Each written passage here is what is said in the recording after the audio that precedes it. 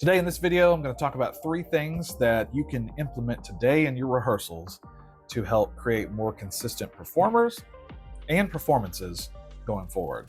I'm Dustin Witten.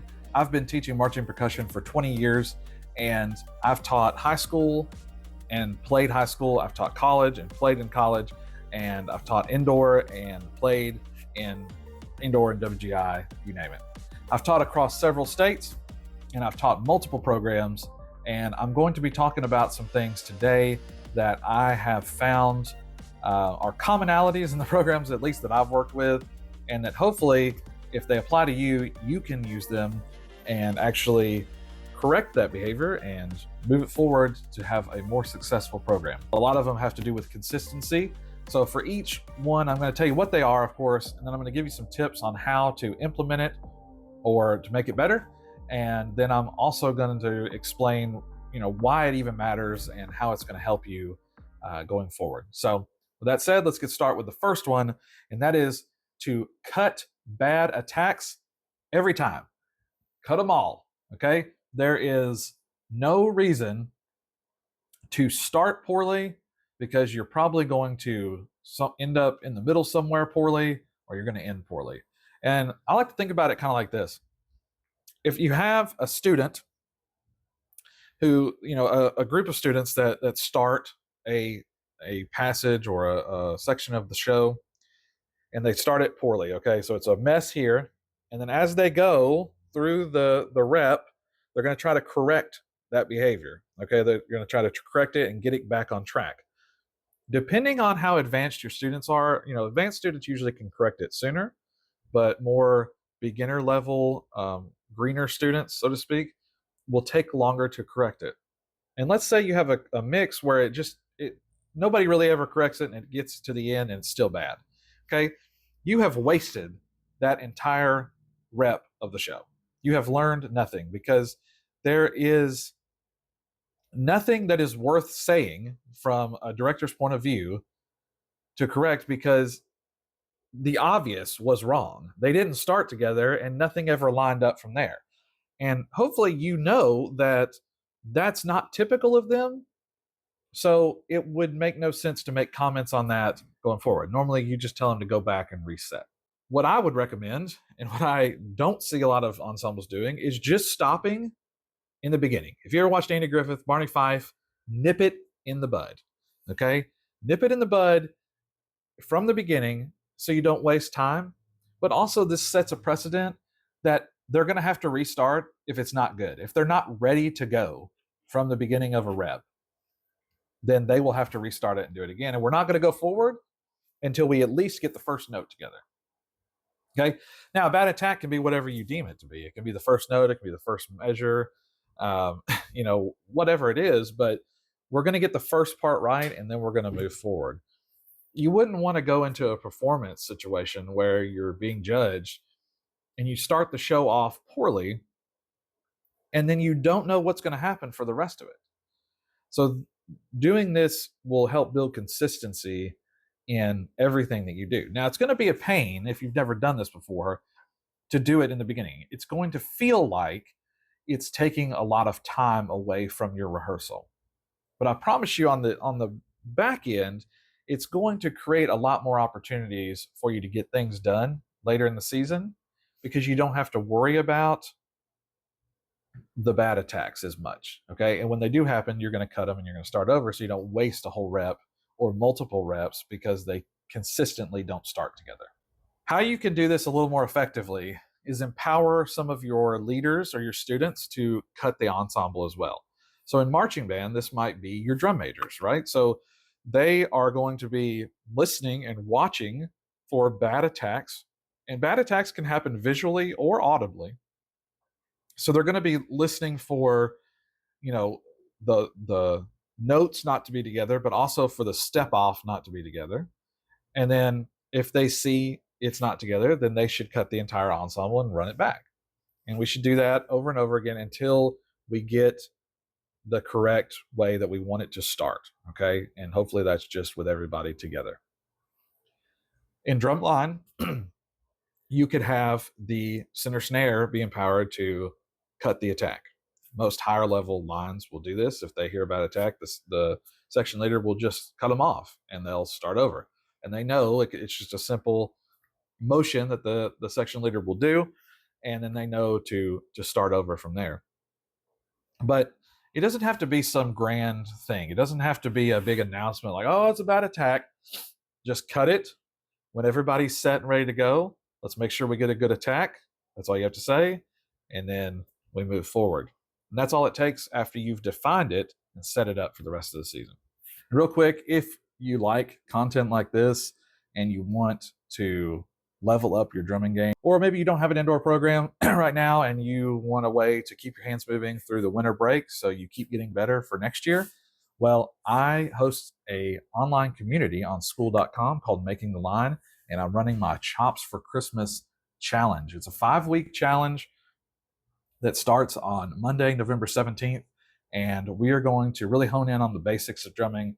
We're going to make it so that you go from playing slow to fast with good technique and learning how to get the best sound out of the drums by doing so. You can join us for free in the community. It's free to join. The challenge is $67, but that is for 5 weeks, and it's almost like private instruction for the cost of like one private lesson. So if you're interested, you can comment. I'll be glad to hook you up with that. I also have the link in the description and in the top comment, so you can join us for free. And if you'd like to join the challenge, love to see you there. If not, just join the community and check us out. Love to have you start interacting with other peers around the country that love drumline just like you. Hope to see you there. Point number 2, be specific with your instructions. I can't tell you how many times I've heard, do it better next time, watch the step off, watch the left hand, watch your right hand, what is your lower body doing? Okay, all these things are vague, okay? And we don't want to be vague. Success lies in the details, in the specifics. Failure and laziness lies in the vagaries, okay? And when we are vague or abstract with our directions, we do not set our students up for success. So instead of saying, watch the left hand, you could say, on this measure, at this beat, remember your hand needs to change from this to gripping a little bit harder here, or changing your fulcrum like this to make sure that the notes are more evenly spaced to match the right hand. Maybe it's the step off. Somebody missed the step off. Make sure that you're moving your foot to count 1 as opposed to moving it on count 1 so that your foot arrives on the downbeat of count 1. That is more helpful than saying, make sure you get your step off. Any specific instruction that you can give a group of students will help them know what you expect of them. And when they know what you expect, the chances of them rising to that expectation are far greater than them having to guess what it is that you want and hoping that they get it right. Because they're going to not be reinforced because they didn't get it right. They got it wrong. They are negatively reinforced. Therefore, they aren't as motivated to do better in the future. Simply said, if they don't understand what you want, it's harder for them to do it. That's what it boils down to. And so the more specific you can be, the better the chances are that they will do what you want them to do. The third thing, and this goes along with consistency, is to run the dang show. Run the show, okay? I have been with so many ensembles and so many band directors that I love to work with, nothing against them personally, but a lot of them, and almost all of them, let's just be honest, get into a situation where they have an agenda that they want to get done, and they have things that the judges told them to fix the week before, and they're not fixed yet, and they have to get this done before the rehearsal's over, no matter what, okay? I'll tell you this. There is no one singular detail in a show that is more important than having the kids be comfortable with the show and be able to execute on everything you've given them so far in a performance situation. You have to put this in perspective because what ends up happening is we let one rehearsal go where we don't run the show. We let the next one go. We say we're going to get to it over here, but we have a scheduling error, and we don't ever get to run the show until Friday night at a football game. Okay. Or for, indoor drumline, it applies the same way, but, something happens here. We run out of time on a Saturday. We we only get to run it one time before the show in the parking lot before we go into the gym and play. Okay. We're not prepared to perform. And what you have to realize is the kids need stamina, but they also need confidence that when they go out and perform their show, it's going to be the same as it was in rehearsal. If they don't have the context of running the whole thing and they've just run, one movement here and a chunk here and whatever, putting it all together is a nightmare. That's what creates nerves and everything before a show, is because they don't know what to expect. They're going to go out there and they hope it goes well. We hope we have a good run, but we don't know if we're going to have a good run. So why not create some certainty around what they're doing and run the show?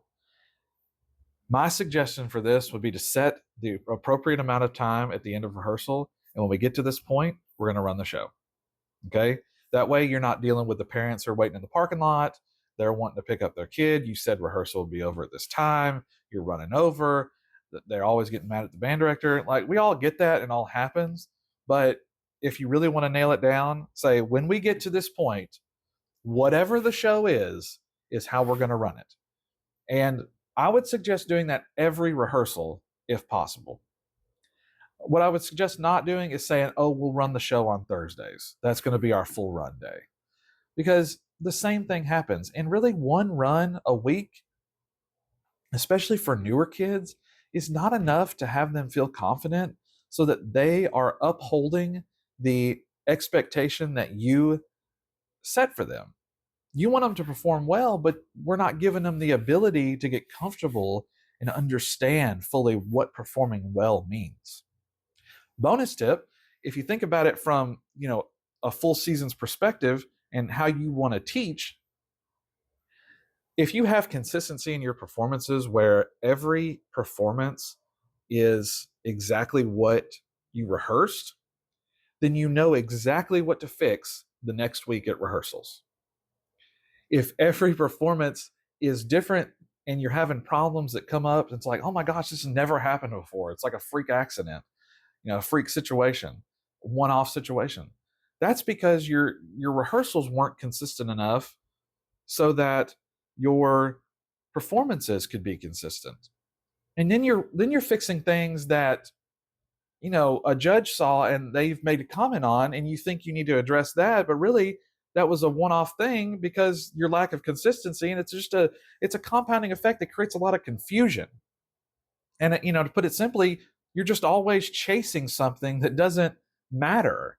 You need to be focused on the things that you know are wrong, but you're not going to know that they're wrong for sure if you have not had that consistency and the kids aren't doing it wrong on a consistent basis.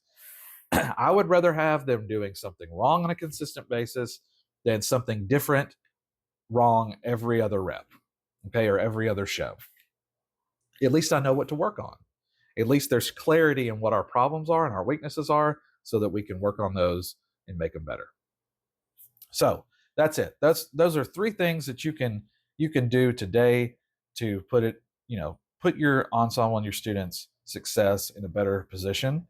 You can cut every bad attack, make sure that we never start wrong. You can be specific in what you tell them. Don't give them general guidelines. Tell them exactly what you want them to do, and they will appreciate that. And then the third thing is run the show. Make sure that they are building not only the stamina to get through the show, but the confidence and the comfortability to be successful when they go and perform it for the judges. Hope you've enjoyed this. Please subscribe for more. If you haven't already, I'll be putting out more tips and videos like this in the future. I appreciate you watching. I'll see you in the next one.